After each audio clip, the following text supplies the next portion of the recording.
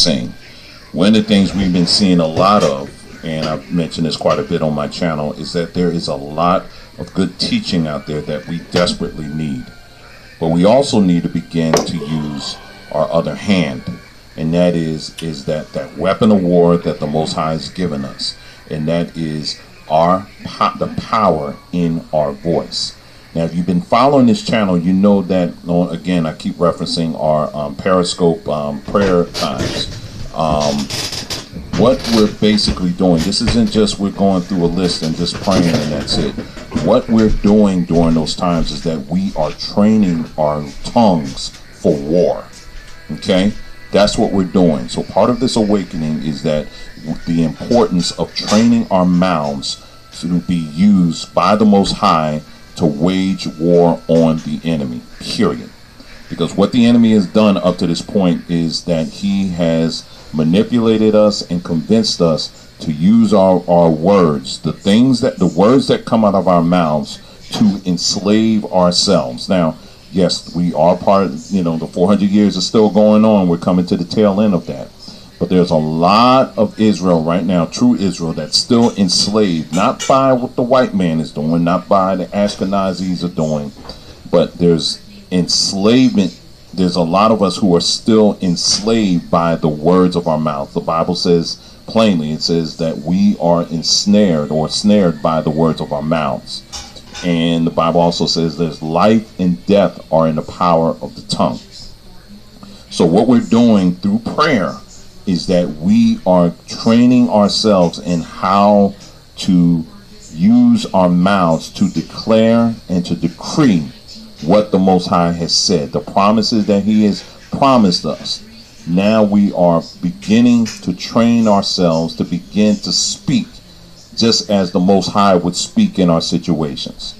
Where we would say, so-and-so is always like this, and he's just like his father, and why is it always like that? That kind of talk, we are training ourselves now to no longer speak that way.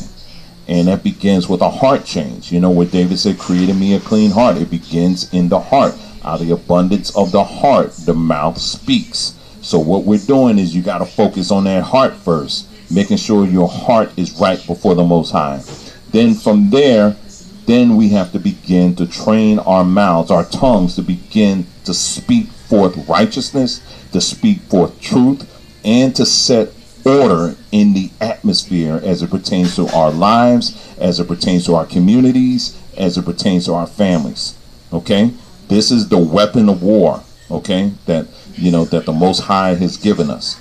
And what I'm going to do now is I am going to read to you, and this is a passage that you're very familiar with. This is in Joshua chapter 6. I won't read the whole thing, but I'll read until whenever, okay, because it's chock full of a lot of things. But if you haven't read this, or you haven't read it in a while, this is a good opportunity for you to really take some time and allow the Ruach HaKodesh to begin to speak to you individually on this passage, okay?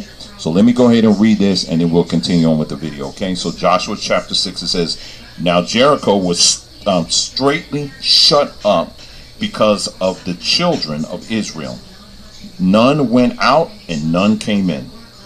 And Yah said unto Joshua, See, I have given unto thine hand Jericho, and the king thereof, and the mighty men of valor. And ye shall encompass the city, all ye men of war, and go round about the city once. Thus shalt do 6 days. And 7 priests shall bear before the ark 7 trumpets of ram's horns. And the 7th day ye shall encompass the city 7 times. And the priests shall blow with the trumpets. And it shall come to pass that when they make a long blast with the ram's horn, and when ye hear the sound of the trumpet, all the people, not just some, all the people, who's the people? Israel. Who's Israel? You. Okay? All the people shall shout with a great shout, and the wall of the city shall fall down flat, and the people shall ascend up every man straight before him. And Joshua and the son of Nun called the priests and said unto them, Take up the ark of the covenant and let 7 priests bear 7 trumpets of ram's horns before the ark of Yah. And he said unto the people, pass on and compass the city, and let him that is armed pass before the ark of Yah.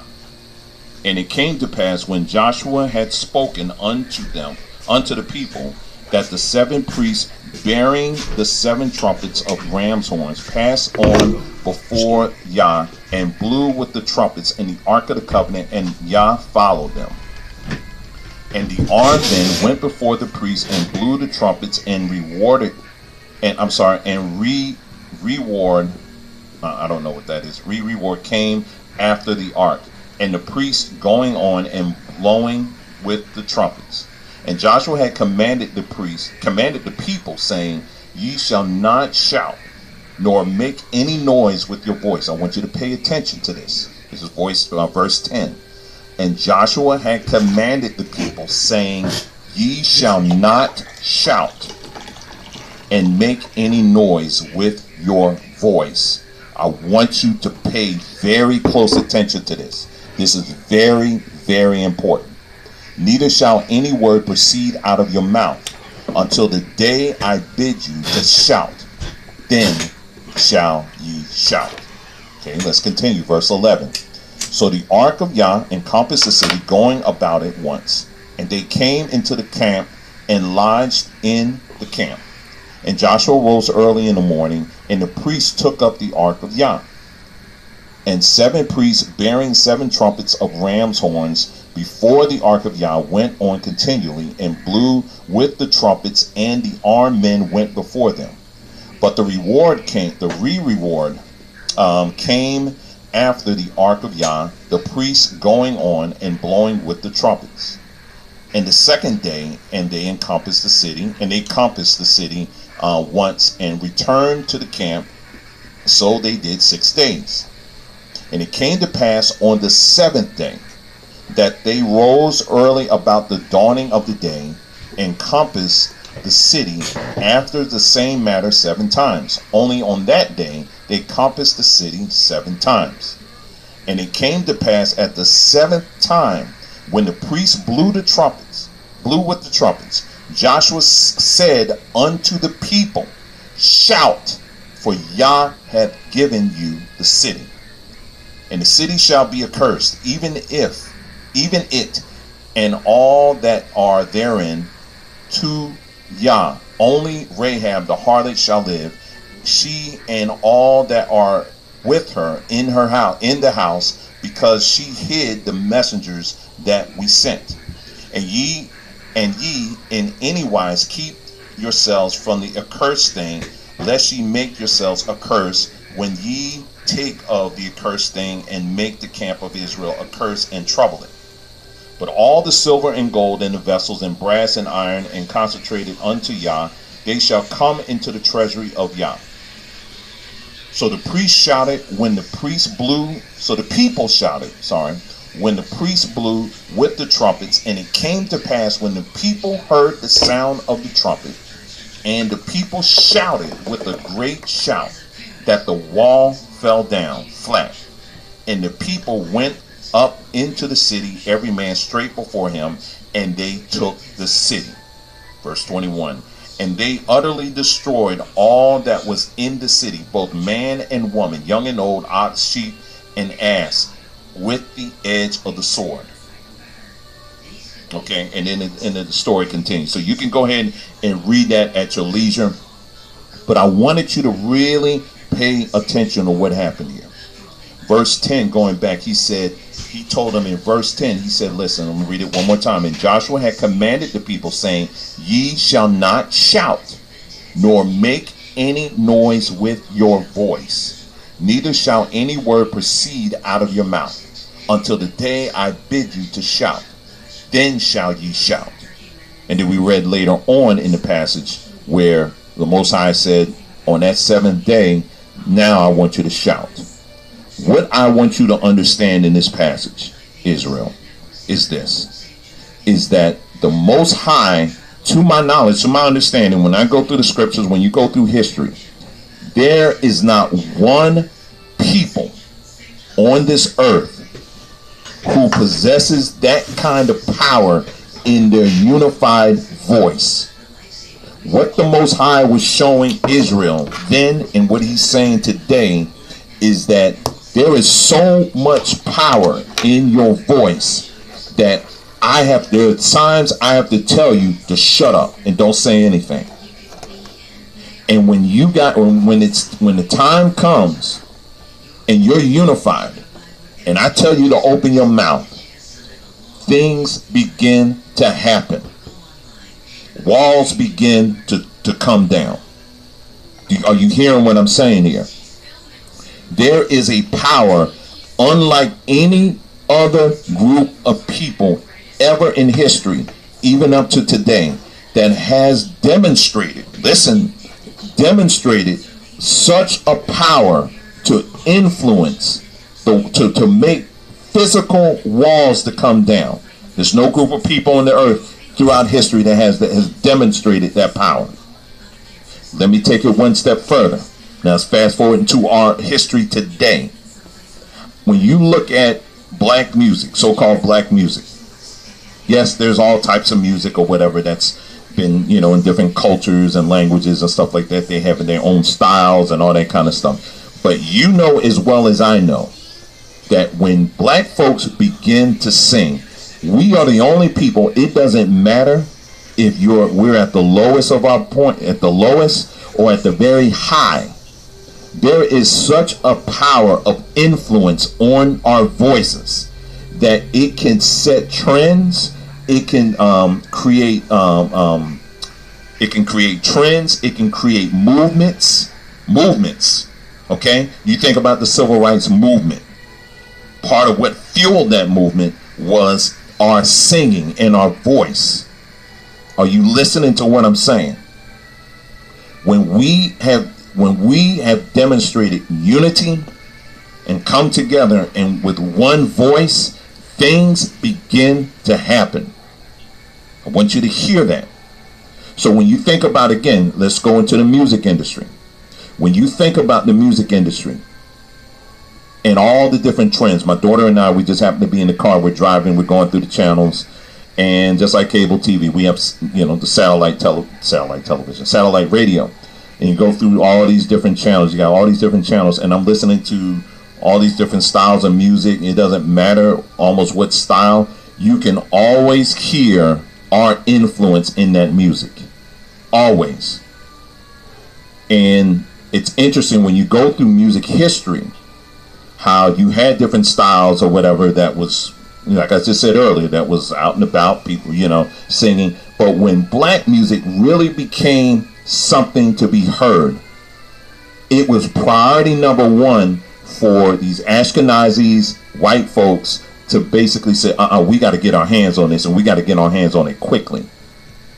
And it was something that was so influential and so powerful, they had to say, you know what, we're going to put this on lock immediately. If you go back and think about, back in the 50s, really the 50s and maybe the early 60s, you had artists, black artists, who would do a whole record, but when you would buy the record, they would, on the cover, you would never know who was the person that was singing, because the people on the cover were white people. But the black folks, you didn't know it was really black people that was singing that.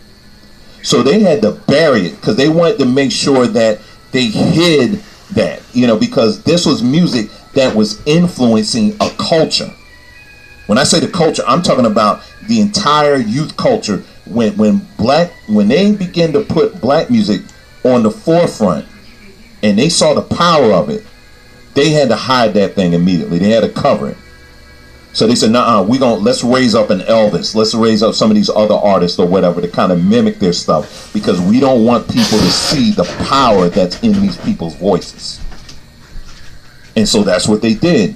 But eventually it became so much until they said, we can't handle it anymore. And so even to this day, when you think about hip hop, such a major genre that came out of our own oppression, out of a group of people not having a thing. Go back to slavery. I know I'm jumping. Go back to slavery, the days of slavery. We would be beaten and raped and tortured and all that stuff. But when we would have our little free time, we would be around our little campfire or somewhere like that, just singing and dancing and whatever. And that was one thing that these white people, these slave owners, they could not understand. It's like, wait a minute, we ripping these people, we beating them up, we doing all this stuff. But how is it that they can sing with such power and such just enthusiasm? How can they do this? There was no other group of people they could point that to. And so out of that came gospel music. Gospel music was basically a style of music that was birthed out of our deepest oppression here, particularly here in the United States. One of the lowest points of us in our history was birthed a genre that to this day still has more influence than probably any other genre ever. You see gospel music in just about the influence of it in just about every genre. And you look at the average singer out there, I'm speaking on black singers. The average one will tell you that they were influenced by gospel music in some way, shape, or form. Or the blues. That's another genre. Think about that for a second. The blues is a genre that was birthed out of, that's the whole, it's called blues. When you're feeling blue, when you're feeling sad. Even in our sadness, it created a global genre that to this day, it still has major, major impact. But you see how the devil was able to come in and manipulate it and to take control over it and all this other stuff.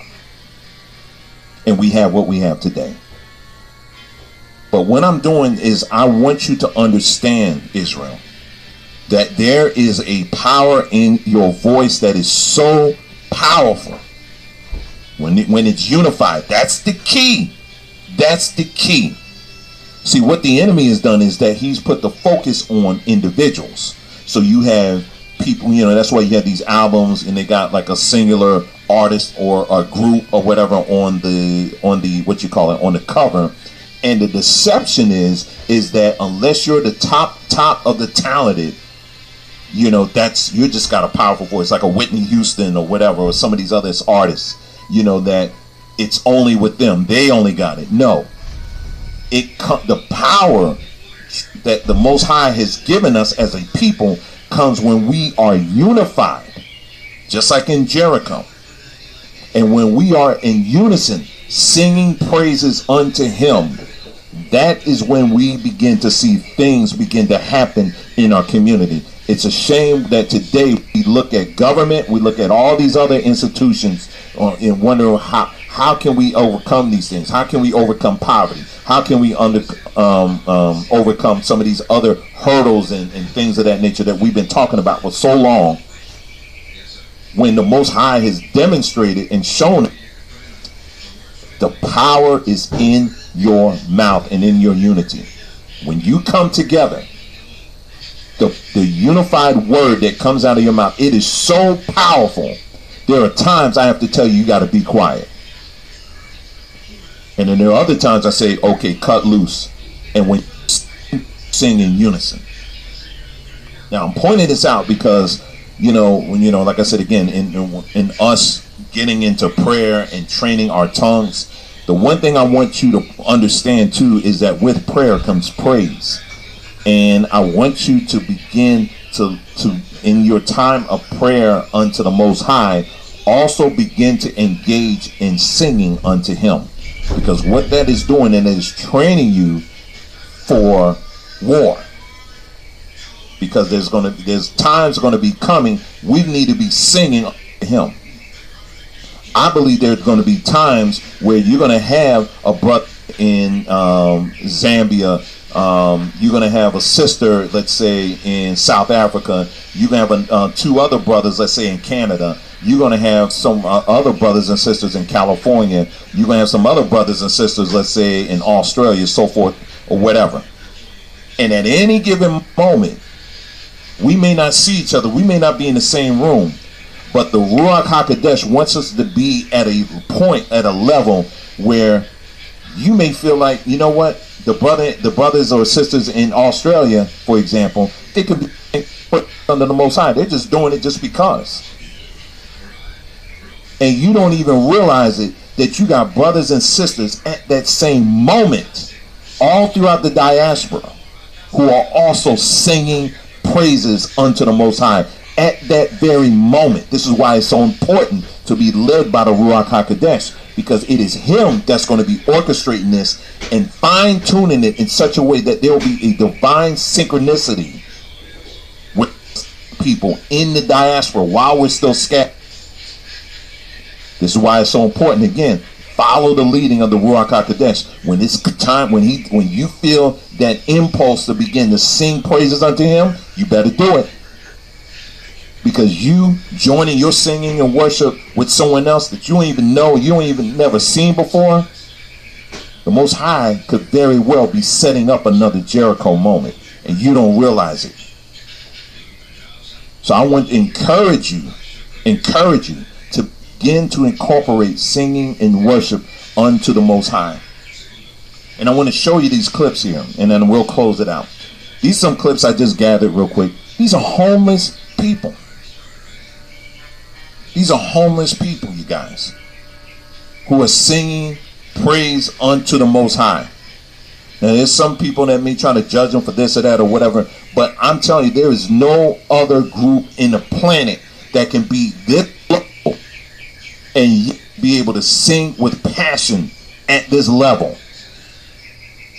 There's no other. There's so much power in our voice. It's so much power. You got American Idol that will grab someone off the streets and say, "Hey, we're gonna make them a star." That's what they do, and then they just snatch them up or whatever, and we just ooh and ah at that. It's phenomenal. You know, they wait a homeless person and be able to make them a star or whatever. But it ain't just him. That's embedded in your DNA as a people. What you're going to be witnessing, what you're about to witness, you're about to see what Yah has instilled in your DNA as a people, the power that he's given us. There's no other race of people that has this. None other. That has demonstrated the ability to sing with this much passion, no matter what the situation. And not only that, be able to influence an entire generation. People all over the world can be influenced by this. All over the world. So let's take a look here at these videos and we're going to close it out, okay? All right, and there's one video, I'm going to say something real quick before I play it, and then we'll close it out. So let's go ahead and check out these videos.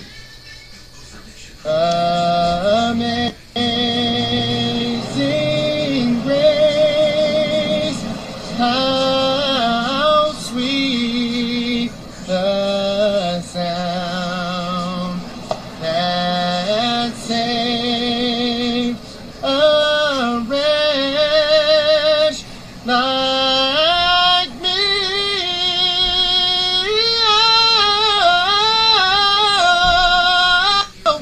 I once was lost, but now I found. Was blind, but now I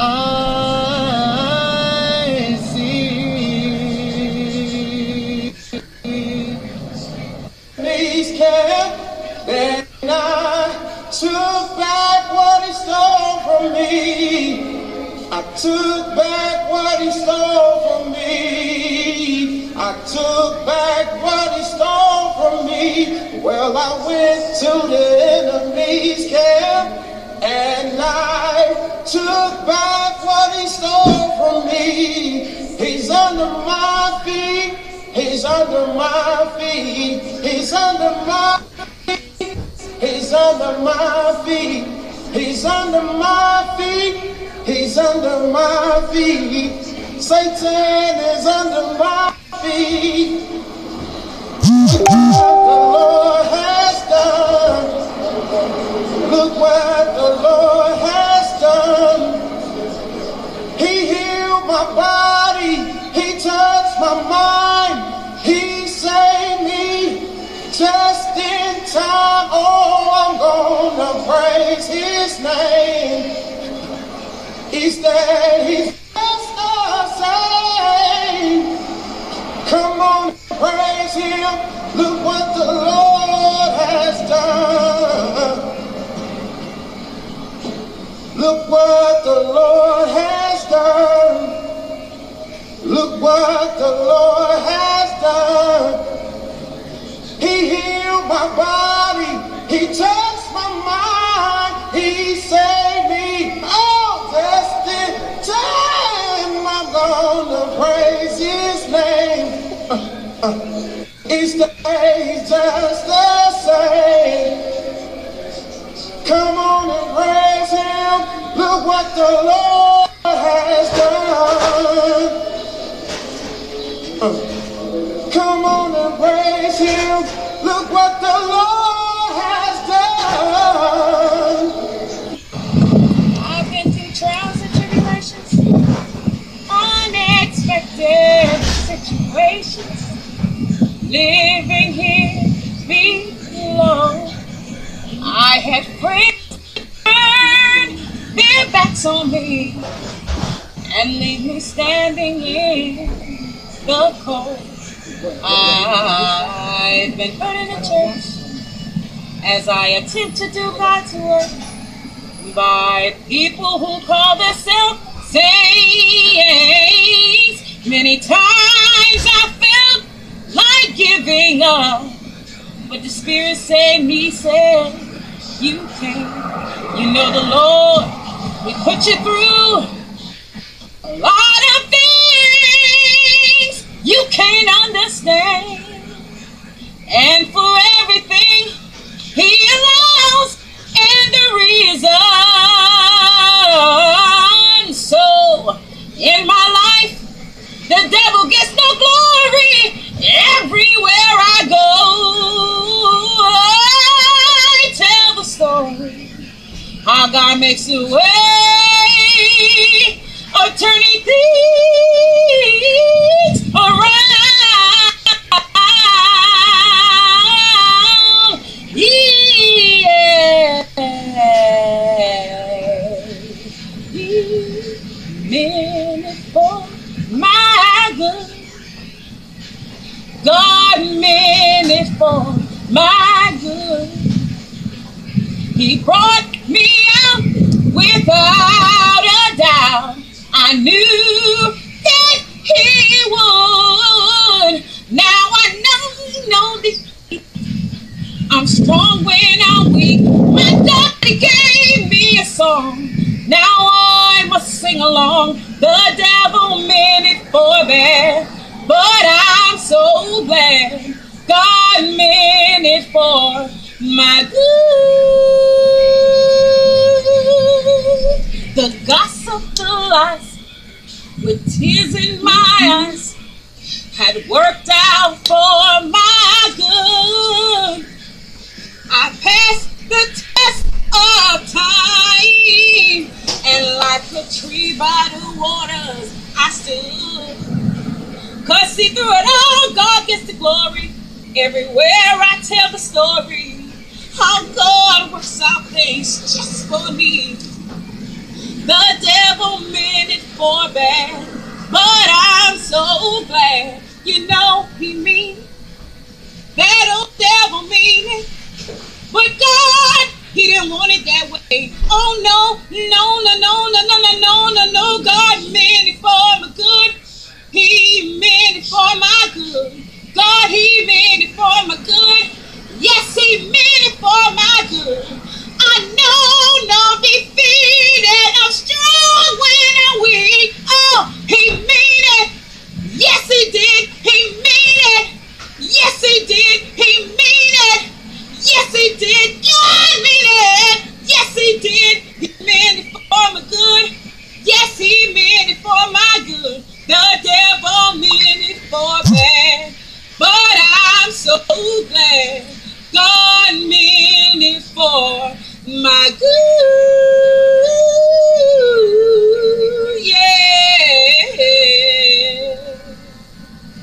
Amen. Now, this next video that you're going to see is the last one. Now, this is actually a white man singing. Now, some people are, oh, well, you know, well, how is that? No, listen to what I'm saying. This is a white man saying, but I want you to pay attention to the style of music that he's singing. This man clearly has spent some time with some Hebrews, okay, to be able to sing like this. And you know, as you know, I remember seeing this story not too long ago. It was an Asian young lady, who was basically, she was adopted by a black family in like Alabama, Louisiana, something like that. And if you were to listen to her to speak and just regularly talking, she sounded just like a black woman, because that's all she knew. And you know how we say, you know, man, that, you know, it just rubs off on you. That's how it is with us. When you have someone who's been in our culture for that long, there is something about it. Now, you may not be us, but there is an influence that you're going to get when you're around this power that the Most High has given us. So I don't want you to discount. I want you to listen to this man, and then we're going to close it out. But again, pay attention to even the style that he's singing. All right, it's not rock, it ain't country. All right, so we'll be right back. I never would have made it. Never could have made it without you.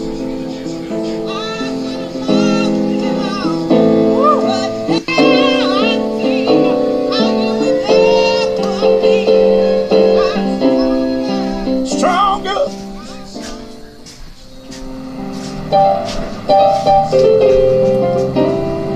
I never would have made it. I never could have made it without you. I would have lost it all.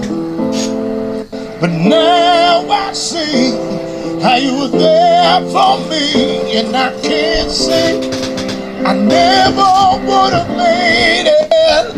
Oh no, I never could have made it without you.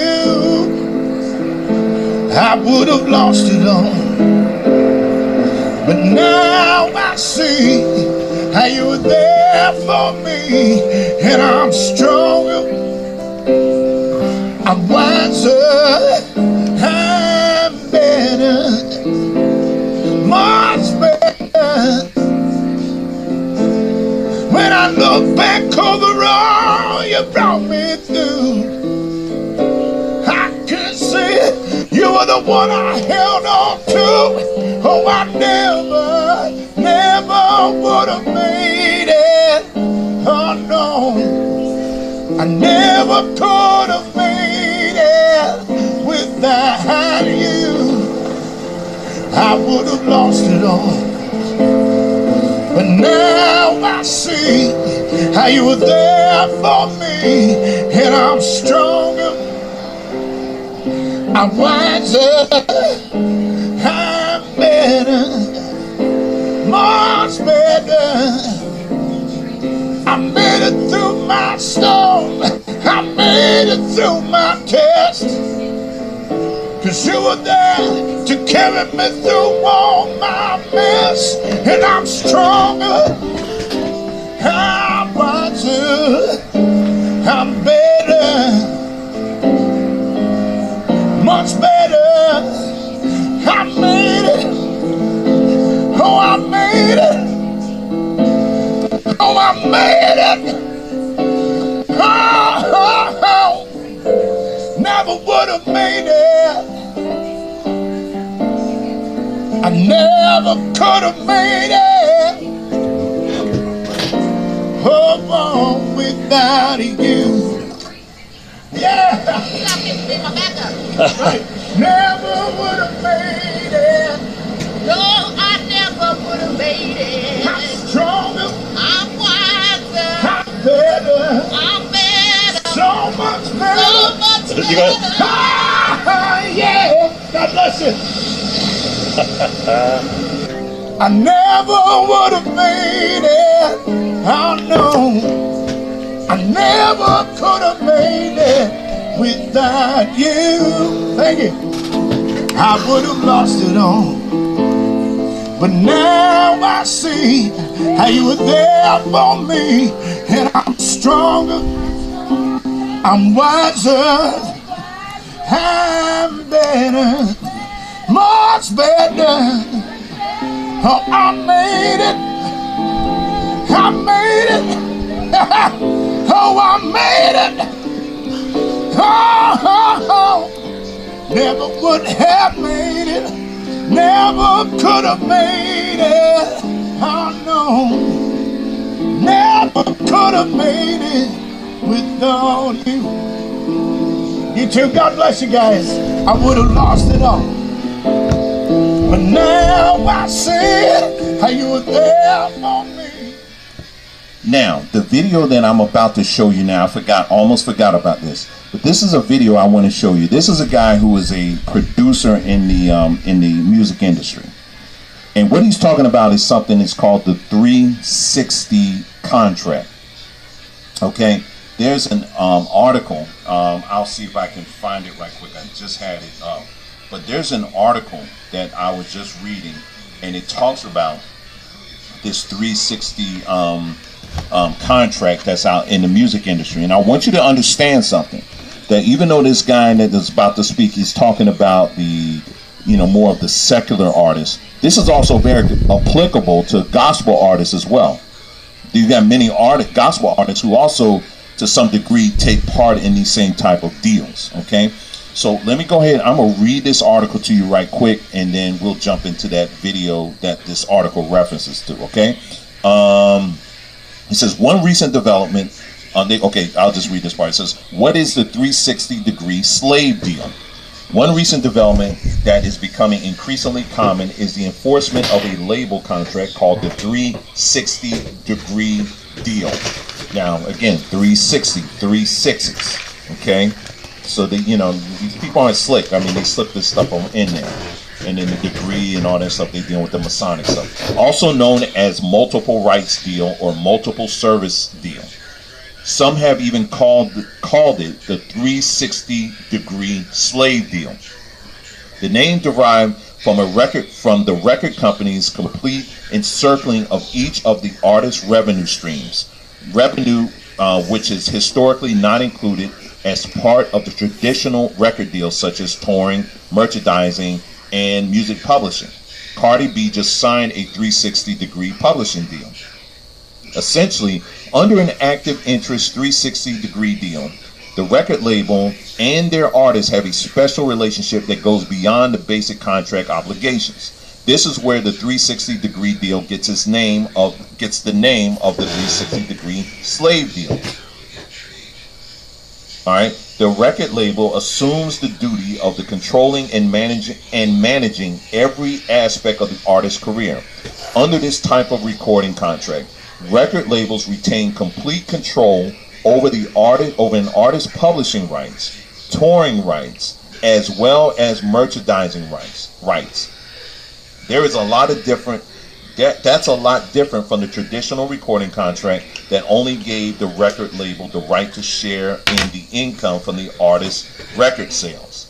And then they have a picture in here of Stevie Wonder. They said that Stevie Wonder was Motown's first 360 deal, and Motown was owned by black folks. Okay, rights that once belonged to the artist under traditional record contracts, such as the hiring and firing of employees, contracting with third parties, and decision making involved with booking tours and the merchandising products, are being assigned and compromised under the 360-degree deal.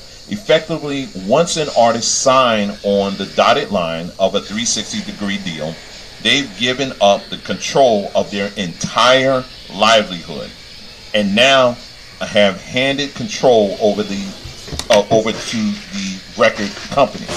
The artist relinquishes ultimate control regarding the development of their career into the hands of the record label, therefore creating a special relationship of trust and confidence that exists independent of basic contractual duties. It also makes it a lot easier for an artist's career to get put on the shelves, or does it? The evolution of the music industry in the 21st century has triggered record label companies to readopt a new standard recording contract, the 360 deal, in an effort to maintain profitability, as well as their standing in the new digital era. As a result, courts must reconsider existing legal standards in order to effectively protect and ensure the rights of the artist. All right, and then this article goes on, and you can read the rest, and I'll have a link below on that.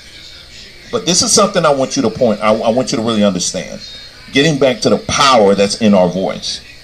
And I mentioned too, Stevie Wonder was the first 360 deal under Motown.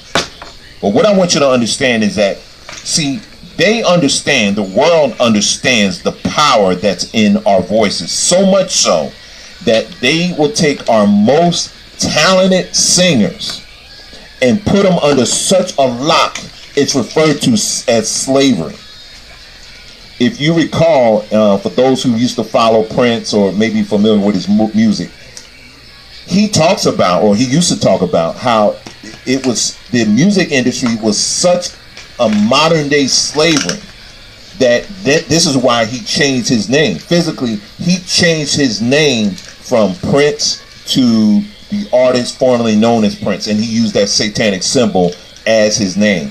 That was a way he was able to get out of his contract, or I should say operate outside the boundaries of his contract, so that he can control his own music and have all the rights and all that. He can control every aspect of his music.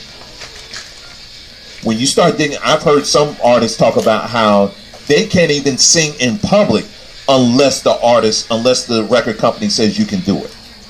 So what these record companies have done is that they put a lock, a physical lock around our voice, because they under our voices, which happen to be something that the Most High has given us it to be used as a weapon of war.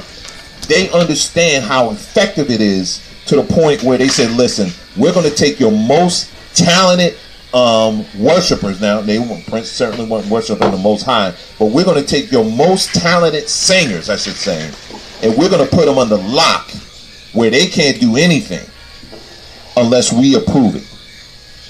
And the reason why they did that is because they know the effectiveness of our voice.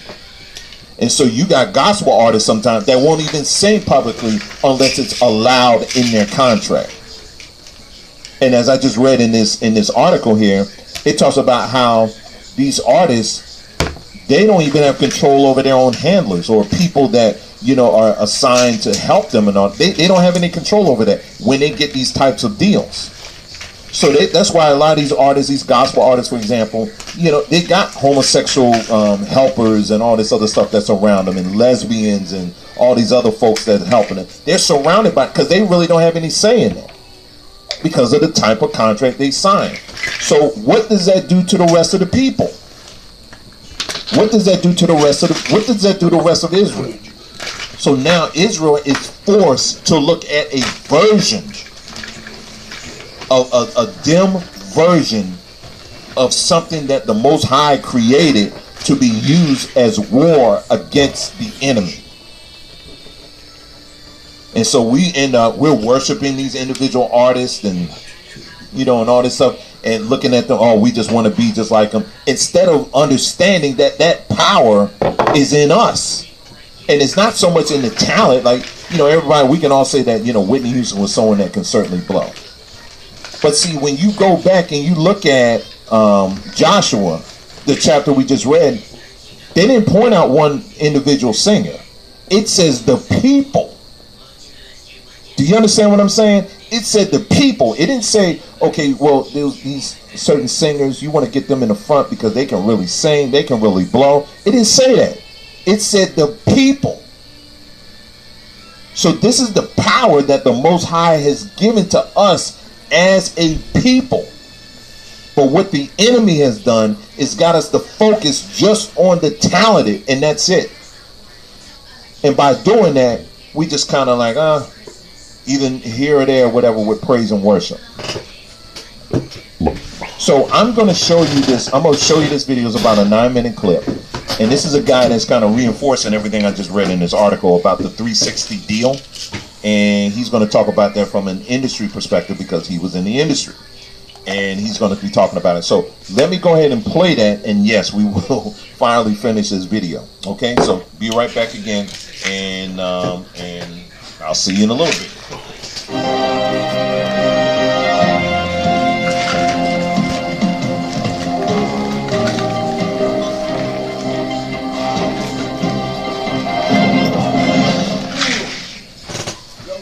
Probably one of the most influential ears, voices, minds in the music industry today. Responsible for some of the biggest records. Most of Jay-Z stuff comes out through Young Guru. Most of Kanye, most of what you hear on the radio, I like to call him the sound of New York. He doesn't like to take that on, but I like, this is the sound of New York musically. Not only is he a powerful force in the music industry, like he decided to stay home in North so his people could benefit off of his values. So his children knows what it is to grow up around their own people. And that right there in and of itself is something very, very powerful to be commended. But he's a brilliant mind. He's showing me how to maneuver through the beat. Young Guru. For me, the corporate system doesn't owe me anything. I'm very aware and I understand exactly the situation when I walk into it. I don't have love for that corporation don't have love for me. This is a business arrangement. I think too many times when we're dealing with our art, we put our love into it and expect that person is going to love you back. That person is never going to love you. If we take, for instance, the letter that Nas wrote today, some people may not know. What he said was to L.A. Reid, Steve Bartle, people that I know well. He basically said, why are you not putting out my album? Stop trying to be an artist. Stop trying to tell me what to do. Okay? The problem is that they told Nas that album won't count against him owing Def Jam album. When you sign with a label, you don't sign for one album. You sign for 7 albums. Right? So the album that he wants to put out, which is called Lost Tapes, wouldn't count against those 7 albums. So he don't want to put it out.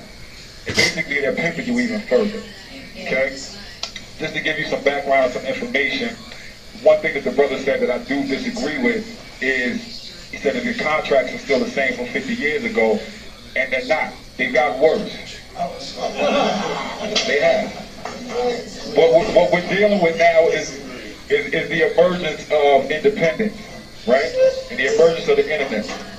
So people are finally waking up to these things that I've been saying for, I say about 20 years, that you don't need a record label at all whatsoever. I work with them. I know I don't need it. So they're finally starting to see all these artists who are reaping the benefit off of putting their music out independently. So what did these labels do? They furthered the situation and said, okay, we used to just sell your music and get a percentage of your music, but now you people are making too much money off of these ringtones, your live show, and like a good slave master, they said, I need to lock down my slave. So now they come with these 360 deals, which means that I own you completely. Meaning that if you put out an album, you get popular, you go do a show, I get 10% of that. If you sell t-shirts at that show, I get 10% of that. If your music gets into a movie, I get 50% of your mechanicals. They want to own you completely. So this is the reason why you won't see progressive people like Lupe Fiasco come out anytime soon, because he's not going to sign that deal. Or Nas, because these people are intelligent people. So in answering your question, the corporation doesn't owe me anything. What I owe my people is to warn them about the corporation. You understand what I'm saying? From a music level and from so many different levels. That's a great segue into corporations, period, because so many times we, like you said, mystify our enemy, right? These are not mystic people. These are real individuals that wake up every day, put their pants on the same way you do. They just don't come to your neighborhood. You never see them. Right? But these are real individuals. So now what we're doing is that we're moving into a time where these individuals are hiding behind their corporation, which is the most dangerous thing you could do. Why? Because in America, a corporation is considered a person.